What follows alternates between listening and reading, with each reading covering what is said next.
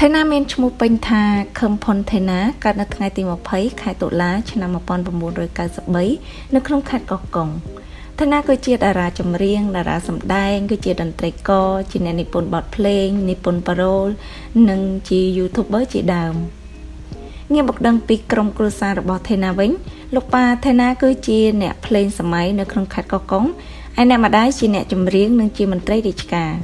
ប៉ុន្តែឪពុកម្ដាយថៃណាបានចែកផ្លូវគ្នាហើយថៃណាមានបងប្អូន3នាក់ហើយថៃណាគឺជាកូនពៅថៃណាហាត់ភ្លេងតាំងតែពីនៅតូចៗម្លេះគាត់អាចលេងហ្គីតា piano ស្គរហ្គីតាបាសជាដើម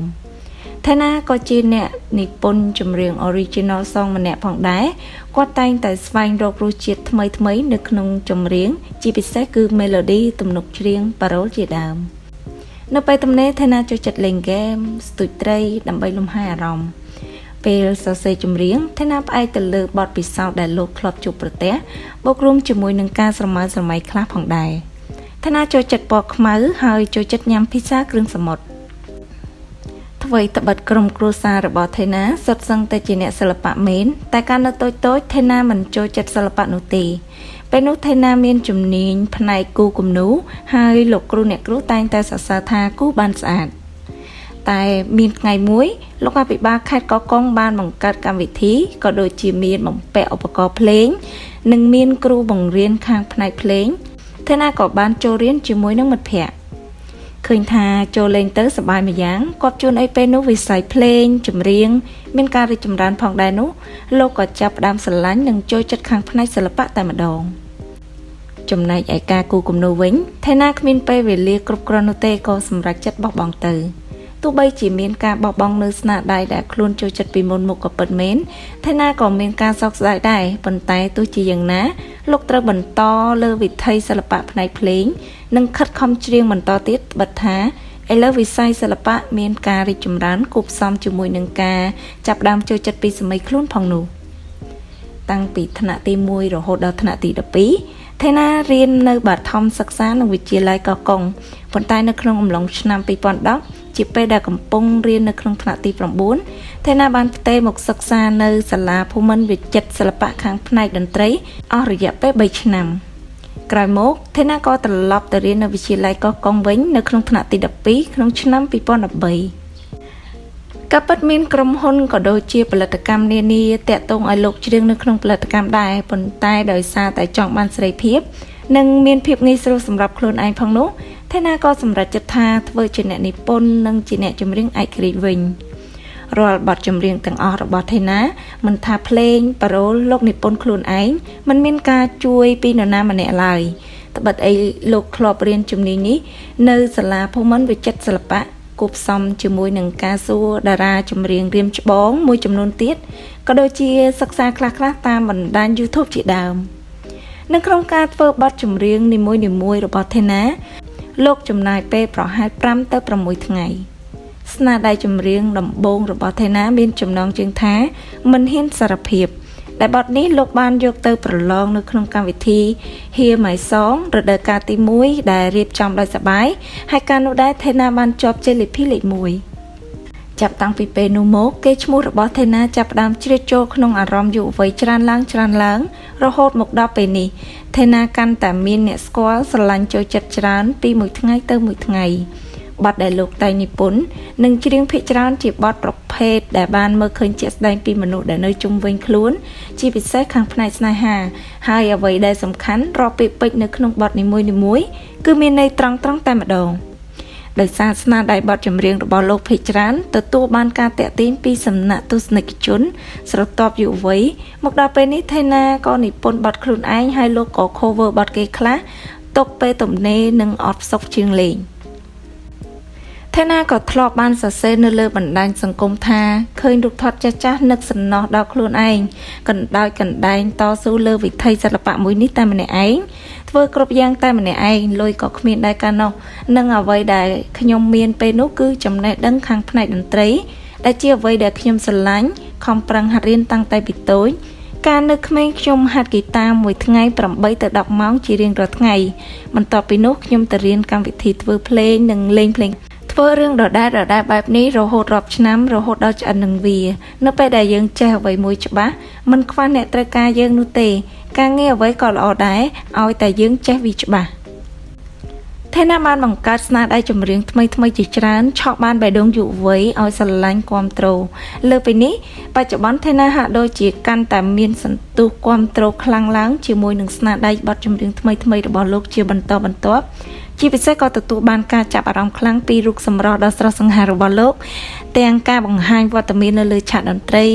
កម្មវិធីផ្សេងនិងសកម្មភាពនៅលើបណ្ដាញសង្គមផ្សេងជាមួយនឹងស្ទាយតែងខ្លួនថ្មីស្អាតដែលធ្វើឲ្យអ្នកគាំទ្របញ្ចេញមតិសរសើរមិនដាច់ពីមាត់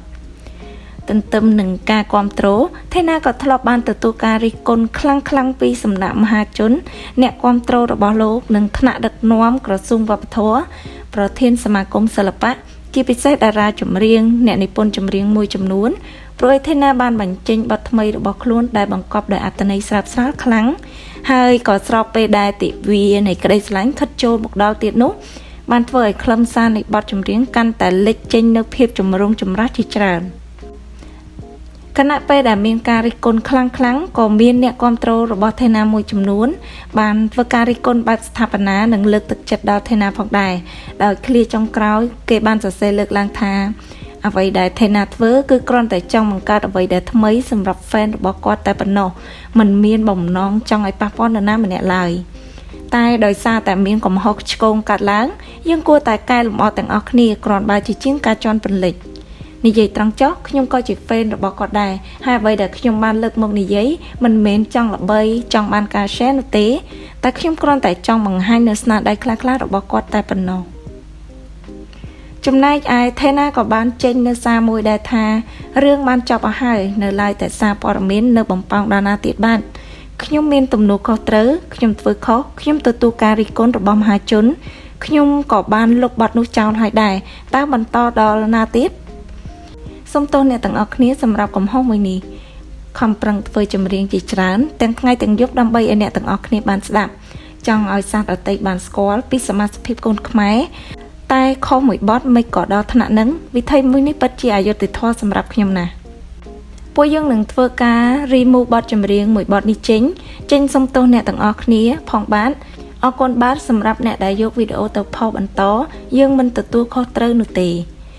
សូមទោសទៅដល់អ្នកទាំងអស់គ្នាដែលមិនពេញចិត្តនៅបទចម្រៀងមួយបទនេះខ្ញុំដឹងថាប៉ារ៉ូលវាខ្លាំងតែបទចម្រៀងបែបនេះមិនមែនមានតែខ្ញុំទេដែលធ្វើបងប្អូនមានចម្រៀងបរទេសចម្រៀងខ្មែរថៃនិងប្រទេសច្រើនណាស់ដែល rap ប៉ារ៉ូលបែបនេះខ្លាំងជាងខ្ញុំផងសិល្បៈនៃការ rap វាតែងតែមានពាក្យធ្ងន់ខ្លះហើយបងប្អូនហើយខ្ញុំក៏បានដាក់ logo ដែលគូរង្វង់និងដាក់ថា18បូកទៀតហើយខ្ញុំគ្រាន់តែជាអ្នកធ្វើភ្លេងតាមអ៊ីនធឺណិតតែប៉ុណ្ណោះមិនមែនជាអ្នកចម្រៀងផ្លូវការឯណាហើយបទនេះពួកខ្ញុំធ្វើលេងទុកស្ដាប់ជាមួយនឹងមិត្តភ័ក្តិខ្ញុំតែប៉ុណ្ណោះតែក៏ឃើញ fan របស់ខ្ញុំគាត់ចូលចិត្តក៏បង្ហោះទៅមិនបានលក់នៅលើទីផ្សារនោះទេខ្ញុំដឹងថាខ្ញុំនិយាយយ៉ាងម៉េចក៏នៅតែមានកំហុសព្រោះមនុស្សមានការគិតខុសគ្នាតែចង់បកស្រាយប្រាប់អ្នកទាំងអស់គ្នាអរគុណបាទថេណាក៏ធ្លាប់បានធ្វើឲ្យអ្នកគាំទ្រខកចិត្តក្រៀមក្រំសោកសៅយ៉ាងខ្លាំងផងដែរដែលលោកធ្លាប់បានសរសេរនៅលើបណ្ដាញសង្គមរបស់លោកថាខ្ញុំចាប់ផ្ដើមវិថីសិល្បៈយូរហើយក្តីបំណងដំបូងគឺចង់លើកស្ទួយសិល្បៈចម្រៀងសម័យឲ្យមានលក្ខណៈជារបស់ខ្លួននិងដើម្បីរស់ផងដែរខ្ញុំគិតថាខ្ញុំឆ្លងកាត់រឿងច្រើនណាស់ជោគជ័យក៏បានច្រើនដែរហត់នឿយក៏ច្រើនដែរគ្មានការចាប់ផ្ដើមណាដែលគ្មានទីបញ្ចប់នោះទេពេលខ្លះភាពស្ងប់ស្ងាត់ប្រហែលជាល្អសម្រាប់ខ្ញុំហើយគ្រានោះដែរថេណាក៏ធ្លាប់បានចេញវីដេអូមួយដោយលោកបានរៀបរាប់ទាំងអូលដើមកពីការចាក់ចេញពីវិស័យសិល្បៈនៅក្នុងវីដេអូនោះថាបទខ្យល់ត្រជាក់នេះជាបទចុងក្រោយរបស់ខ្ញុំបន្ទាប់ពីខ្ញុំចេញបទនេះហើយខ្ញុំប្រហែលជាផ្អាកពីចម្រៀងសិនមិនដឹងត្រឡប់មកវិញឬក៏អត់ប្រសិនបើមានឱកាសនឹងជួបគ្នាម្ដងទៀតតែក្រោយមកអ្នកគាំទ្រក៏បានធូរចិត្តវិញដោយសារតែថេណានៅតែបន្តការងារសិល្បៈនិងបានចេញបទចម្រៀងថ្មីជាហូរហែដោយមើលឃើញពីសមត្ថភាពថេណាបានទទួលការចាប់អារម្មណ៍ពីសំណាក់ក្រុមហ៊ុនល្បីជាច្រើនបានតាក់ទងលោកឲ្យទៅថតផ្សព្វផ្សាយផលិតផលឲ្យពួកគេថេណាក៏ជា BA តំណាងឲ្យ brand ល្បីនៅក្នុងស្រុកជាច្រើនដូចជាទូរស័ព្ទដៃ Oppo ក្រុមហ៊ុនទូរស័ព្ទចល័តធំជាងគេនៅក្នុងប្រទេសកម្ពុជា Sekat នាឡិកា brand Classy Watch ក្រុមហ៊ុនហនុមាន Beverages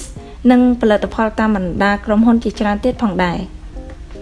មិនតែប៉ុណ្ណោះថេណាត្រូវបានចាត់ចូលជាបរិសុទ្ធសំណាងដែលមាន fan ចាំការពារនិងគាំទ្រជាប់ជានិច្ចមិនថាជាការចេញបទចម្រៀងថ្មីៗឬថតប្រម៉ូទផលិតផលឲ្យបណ្ដាក្រុមហ៊ុនក្នុងស្រុកនោះទេ